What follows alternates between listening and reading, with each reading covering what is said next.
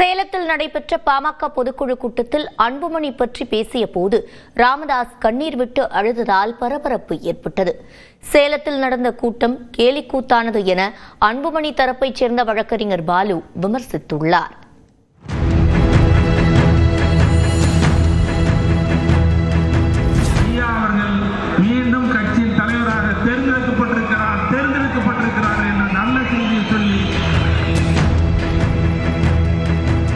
பாமகவில் நிறுவனர் ராமதாசுக்கும் அன்புமணிக்கும் இடையே மோதல் போக்கு நிலவி வருகிறது. இந்த சூழலில் பாமக செயற்குழு மற்றும் பொதுக்குழு கூட்டம் சேலத்தில் திங்களன்று நடைபெற்றது. கூட்டத்தில் பேசிய ராமதாஸ் தனக்குள் இருக்கும் ஆதங்கத்தை கொட்டித்தீர்க்க 1 மணி நேரம் தேவை என்றார். கனவில் தனது தாயார் வந்ததாகவும் அப்போது நடந்த உரையாடலை குறிப்பிட்டும் ராமதாஸ் கண்ணீர் சிந்தினார். அப்பொழுது அழவேண்டாம் என தொண்டர்கள் முழக்கமிட்டனர். தாய் வந்து ஏம்பாளர்ன்னு கேட்டேன்.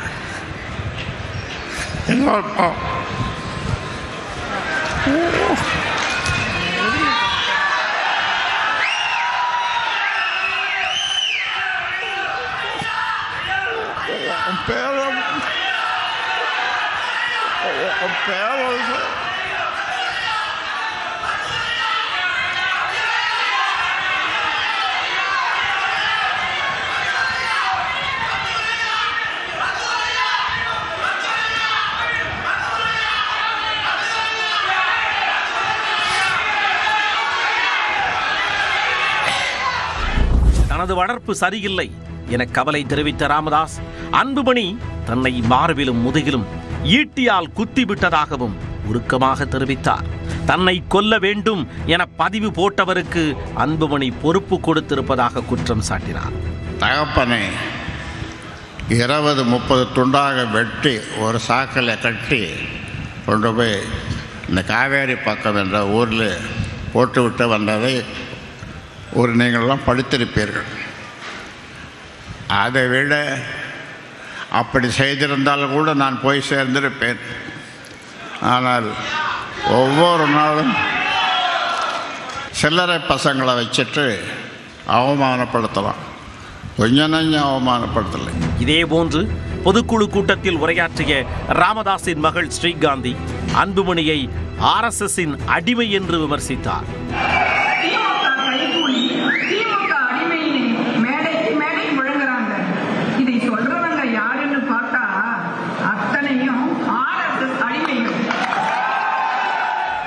இதனிடையே சேலத்தில் நடந்த கூட்டம் கேலி கூத்தானது என அன்புமணி தரப்பைச் சேர்ந்த வழக்கறிஞர் பாலு தெரிவித்துள்ளார்.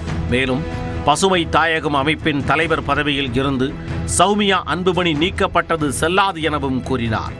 ஒரே டெய்லரு ஒரே சட்டை, ஆனால் செயற்குழு பொதுக்குழு என்று நடத்திய ஒரு கேலி கூத்து சேலத்திலே நடந்திருக்கிறது. இந்த பொதுக்குழுவில் எடுக்கப்பட்டிருக்கக்கூடிய எந்த முடிவும் பாட்டாளி மக்கள் கட்சியை கட்டுப்படுத்தாது என்பதையும் நாங்கள் தெளிவுபடுத்தியிருக்கிறோம். அன்புமணியை RSS அடிமை என்றும் ஆட்சியில் பங்கு வேண்டும் என்றும் ஸ்ரீகாந்தி பேசியதை வைத்து பார்க்கும்போது ராமதாஸ் தரப்பு தாவேகா கூட்டணியில் இணையுமா என்ற எதிர்பார்ப்பு பாமக தொண்டர்கள் மத்தியில் எழுந்துள்ளது.